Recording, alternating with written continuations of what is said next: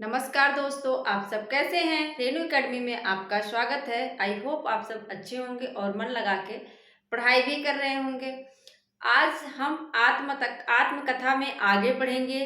इसके पहले हम आत्मकथा को 2 वीडियो में पढ़ चुके हैं। हम थोड़ा थोड़ा ही पढ़ते हैं, लेकिन उसको क्या करते हैं, क्लास में ही याद करते हैं। जो भी इस वीडियो को देखता होगा यकीनन उसे जरूर रचनाएं याद होती होंगी। जो भी मैं बताती हूँ कहीं ना कहीं किसी चीज़ से लिंक करके बताती हूँ, ताकि आप लोगों को काफ़ी दिन तक चीज़ें याद रहें और एग्ज़ाम में हेल्प मिल सके।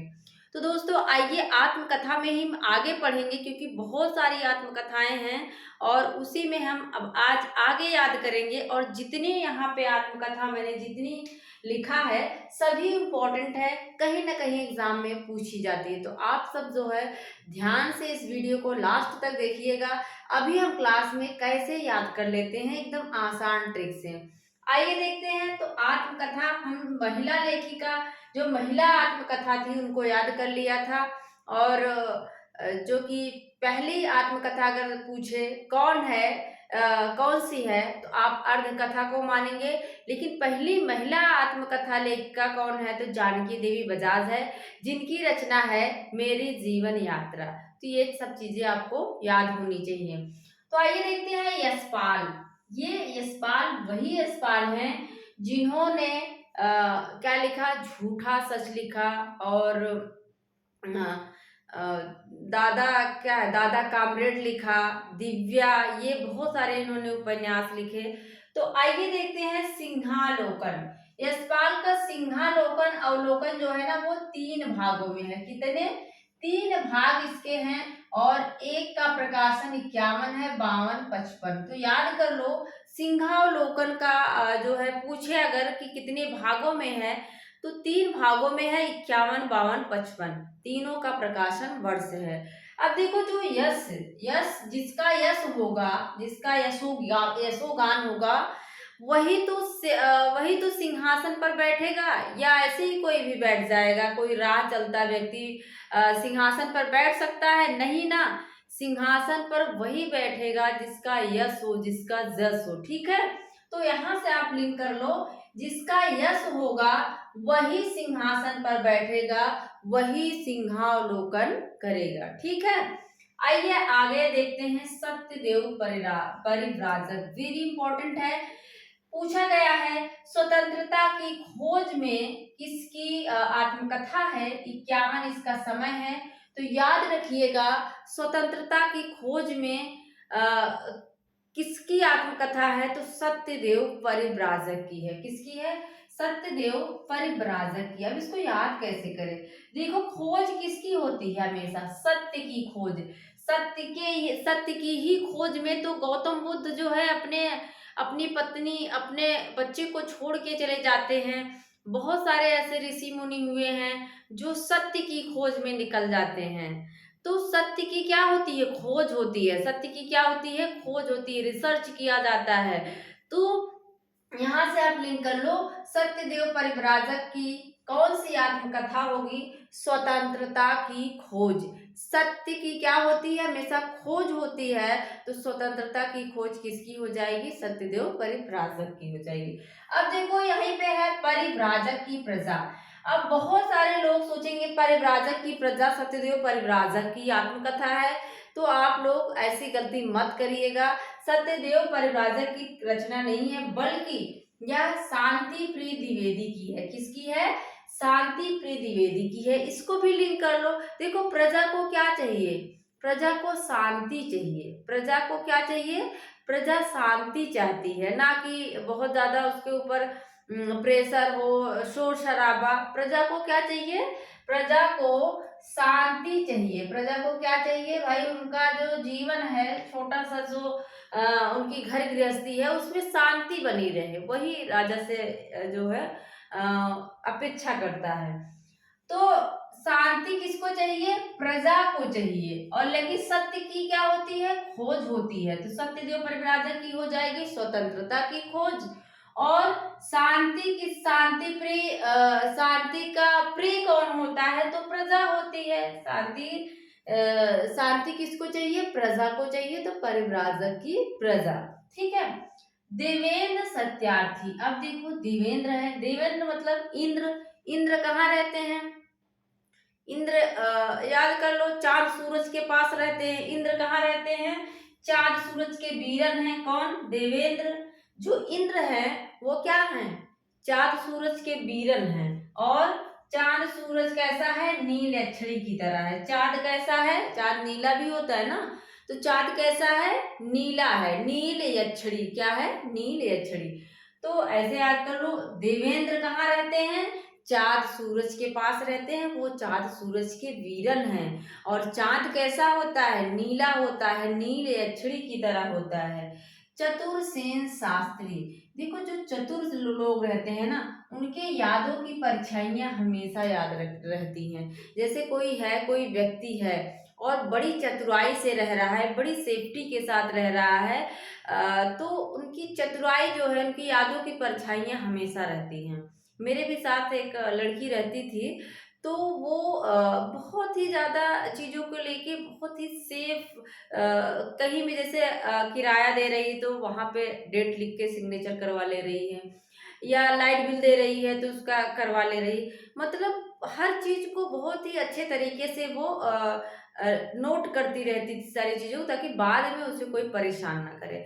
तो यही मुझे अभी तक याद है, तो वहीं से मैंने लिंक कर लिया कि जो चतुर लोग रहते हैं, उनके यादों की परछाइयां हमेशा याद रहती हैं। क्या है? जो चतुर है ना, उसके यादों की परछाइयां हमेशा याद रहती हैं। और इसको याद कर लो, कितने में है? 56। परछाइयां छा और 56। मेरी आत्म कहानी भी इन्हीं की है। ठीक है।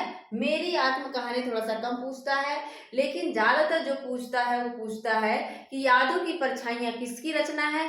तो याद आना चाहिए कि जो चतुर लोग होते हैं, उनकी यादों की परछाइयां हमेशा दिमाग में रहती हैं।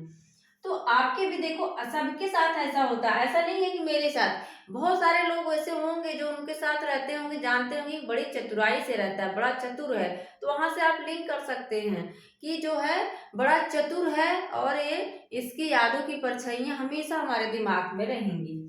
सेठ गोविंदास है। देखो जो सेठ लोग होते हैं, जो बनिया सेठ, मैंने देखा है जो सेठ लोग होते हैं बनिया ना, वो दुकान को हमेशा आत्मनिरीक्षण करते रहते हैं। अपनी दुकान का क्या करते रहते हैं? आत्मनिरीक्षण। निरीक्षण करते रहते हैं कि कहीं कुछ घटा तो नहीं है, कहीं कुछ बढ़ा तो नहीं है, बाहर से क्या लाना है, कहीं चीनी नहीं है, कहीं मसाला नहीं, सारी चीजों को क्या करते रहते हैं? निरीक्षण करते रहते हैं। सेठ, जो सेठ लोग होते हैं देखो, वो क्या करते हैं? निरीक्षण करते रहते हैं, आत्मनिरीक्षण। ठीक है। इसके बाद है देवराज उपाध्याय। देवराज उपाध्याय का है बचपन के 2 दिन और यौवन के द्वार पर।